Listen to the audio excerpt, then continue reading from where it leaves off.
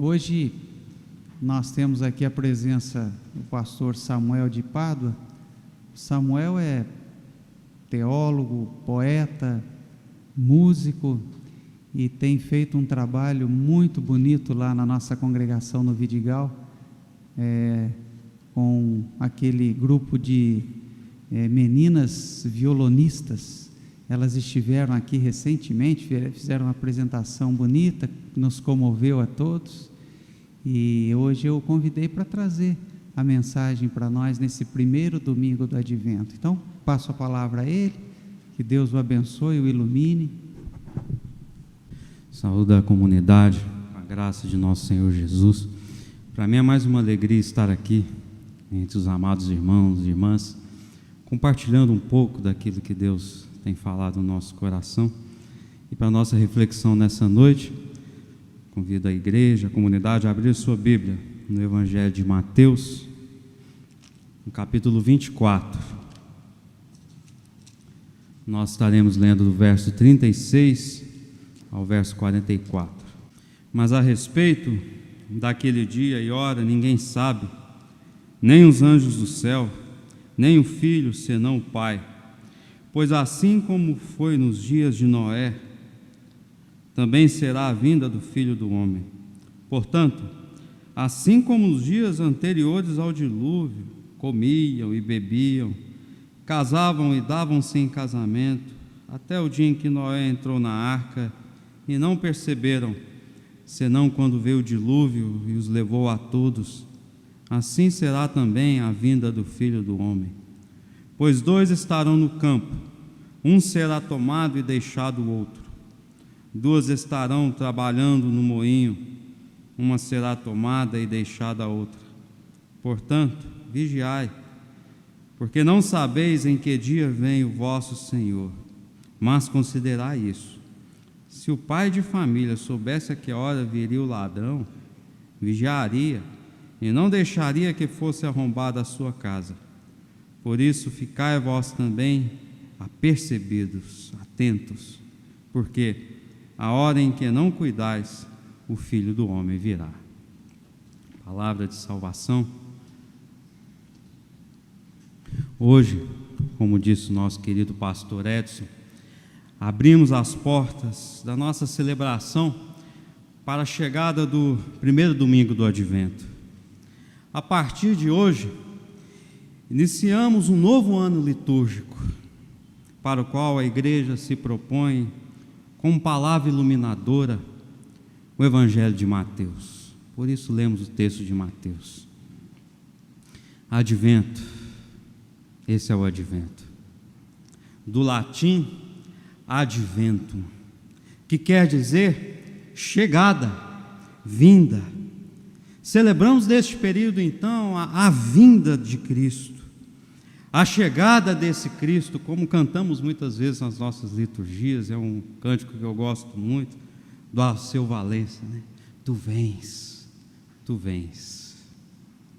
Nesses 4 domingos, então, que antecedem o Natal, nos preparamos para trazer à memória todo aquele cenário da primeira vinda do Cristo, mas também, e não podemos esquecer, celebramos a vigilante e jubilosa proclamação da vinda definitiva desse Cristo na glória. A parousia, e os seminários gastam tempos e mais disciplinas e tantas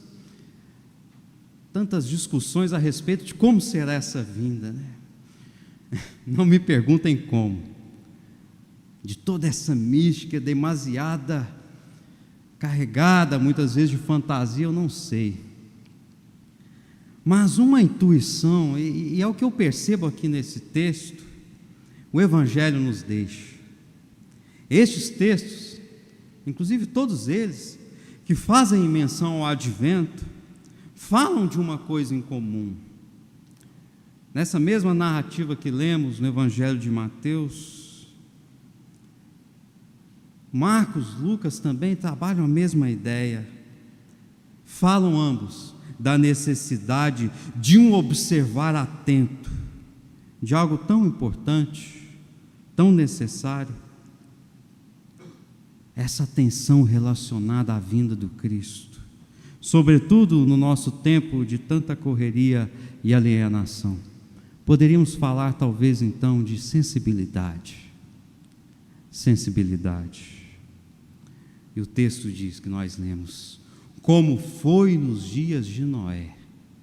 Como foi nos dias de Noé. E é assim que Mateus lembra da vinda de Deus, num tsunami varrendo a terra, como foi no dilúvio. Marcos fala dessa vinda com aspectos de desordens e conflitos descritos no livro de Daniel. Já Lucas traz à lembrança a mulher de Ló, que incrédula aos sinais do céu se transforma numa estátua de sal. João já inicia o seu evangelho falando dessa vinda desse Cristo, do divino como verbo encarnado, onde todos rememoram numa criança, enfim. Então, é necessário percebermos que quando falamos então dessa vinda do Cristo, do nosso Senhor, estamos falando ao mesmo tempo das diferentes formas e modos do agir de Deus. Na verdade, poderíamos dizer que falamos de uma permanente vinda do Senhor. E é isso que a teóloga católica Maria Lúcia Tormin diz. Ela chega a dizer: considere então que quando nós tratamos do advento, é mais adequado falar de uma presença permanente desse Deus, porque já habita no meio de nós, está presente desde a sua criação, e é de dentro dela que Ele trabalha, liberta e salva. Mas nos falta sensibilidade, muitas vezes, para perceber essa presença permanente, nos dizeres da teóloga, esse advento, esse vir de Deus no nosso dia a dia, no nosso cotidiano. E é por isso que Mateus fala dessa abertura para esse agir de Deus no cotidiano da vida. O texto diz: estavam trabalhando no campo, estavam moendo o moinho. É no dia a dia, é no trabalho, é na escola, é na faculdade, é na praça, é na rua, é em casa. É aqui que acontece, é no dia a dia, esse vir de nosso Deus. Mas, como disse, é preciso sensibilidade. E pensando a respeito dessa questão da sensibilidade mesmo, da nossa capacidade de perceber esse vir de Deus constante, eu lembrei de uma história judaica que conta que uma tribo havia recebido um jovem muito carente. Ele chegou procurando aquela tribo e procurando ajuda, estava desnutrido, passando várias necessidades. A tribo então o acolhe e acaba se apaixonando por esse jovem, um jovem amável, uma pessoa fantástica, amorosa, sensível, carismática, e viviam aquela comunhão profunda, até que um dia o governo que dominava aquela tribo, todas aquelas regiões, o governante manda os seus representantes, os soldados, àquela tribo, e vão ao chefe da tribo e dizem: eu quero esse jovem, nós o procuramos há muito tempo, ele será executado. E o chefe da tribo fica perplexo diante daquilo. Mas por quê? Bom, ele falhou com os regimentos do nosso governo uma vez, então nós o procuramos e queremos executá-lo.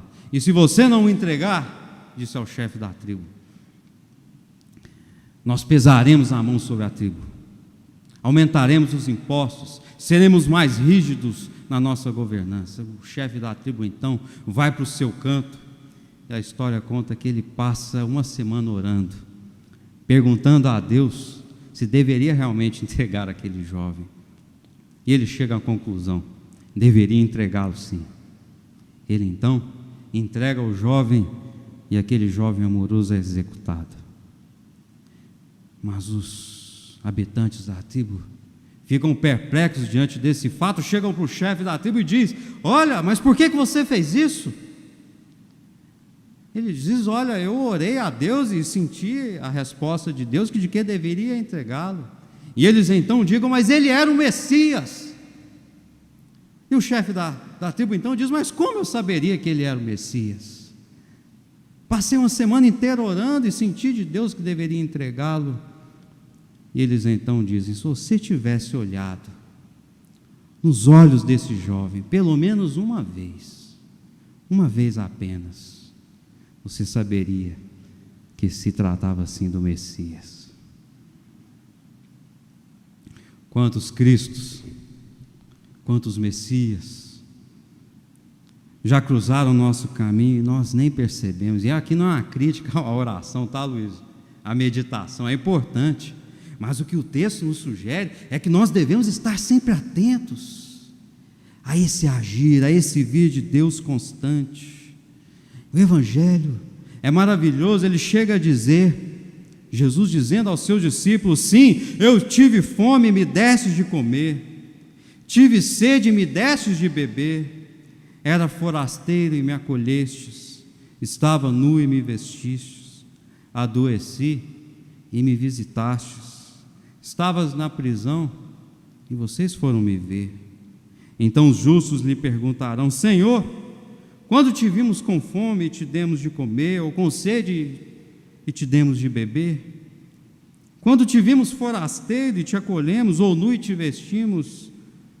E responder-lhes-á o rei: em verdade vos digo que sempre que fizerdes a um destes meus irmãos, mesmo dos mais pequeninos, a mim o fizerdes. Quantos Cristos já vieram na nossa direção, na pessoa do nosso próximo, que nos horários, como diz a nossa querida Maria Clara Bingmer, com o olhar próprio de quem padece, revela-se como o próprio Deus, convidando-nos à generosidade, ao altruísmo, a essa abertura ao despreendimento. É preciso sim sensibilidade para perceber esse advento, esse Cristo que vem, e vem, e vem, esse Deus que se revela nos detalhes do nosso cotidiano, este Deus presente, como escreveu a nossa querida irmã Eula: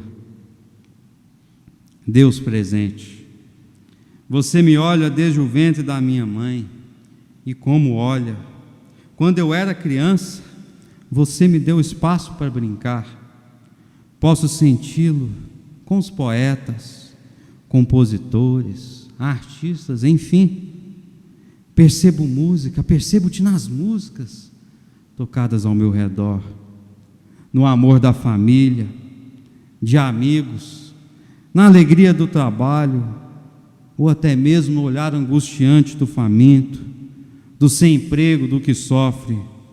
Percebo a vida através de ti. Mas é preciso sensibilidade. Por fim, no verso 40 desse texto que lemos, o texto diz: 2 homens estarão trabalhando no campo, um será tomado e o outro será deixado. 2 mulheres estarão moendo o moinho, uma será levada e a outra deixada. Então, gente, no cotidiano desse moer de moinhos, desse trabalhar, dessa lida diária, da vida mesmo em si, me parece, Edson, que talvez podemos dividir o ser humano em dois tipos de pessoas. Existem apenas 2 tipos de pessoas. Poderíamos pensar assim: então, que enxerga além dessa matéria, dessa loucura que se faz no nosso dia a dia, da dureza da cidade, esse que se abre ao advento do amor, da vida, e por que não dizer desse Cristo, e se deixa levar pela aventura de se dar, de compartilhar e de amar. E por um outro lado, esse outro, que não enxerga nada além dessa matéria, nada além do próprio eu, desse eu egóico que corre e não chega a lugar nenhum, porque a vida, gente, como diz Vinícius, a vida só se dá para quem se deu, mas alguém que se dá, nos dizeres de Lutero, com a alma livre, simples, apenas por amor, que se dá espontaneamente. Nosso pastor Jonas Rezende gosta muito daquele escritor, Carone, e ele diz: dá de ti, vocês conhecem, dá de ti quanto puderes, o talento, a energia, o coração, dá de ti para homens e mulheres, como as árvores e as fontes dão, não somente o sapato que não queres, e a capa que não usas no verão, darás sem refletir, sem ser notado, de modo que ninguém diga obrigado, nem te deva dinheiro ou gratidão, e com espanto notarás um dia que viveste fazendo economia de talento, de energia e coração. Gente, esse é o advento. O advento. Possamos estar preparados. E como pensamos aqui, com os olhos atentos e o coração aberto à chegada do Cristo, desse Deus que se manifesta de tantas formas no nosso dia a dia, e que o nosso canto nessa noite seja um só: Maranata, vem, vem Senhor, para que quando Ele vier e se manifestar nas nossas vidas, estejamos completamente abertos ao seu chamado. E é por isso, Miriam, que o tempo do advento é um tempo de esperança. Esperança na renovação de todas as coisas, na libertação do nosso egoísmo, da nossa miséria, dos nossos egos, esperança na vida que se reinicia dentro de nós, através do novo nascimento, e por que não dizer, do nascimento do novo, desse Cristo, dessa criança que chega para habitar dentro de cada um de nós. Diria Rubem Alves: Deus, me salva dessa doença de ser grande, que a gente possa estar aberto, que Deus nos abençoe e nos ajude. Amém?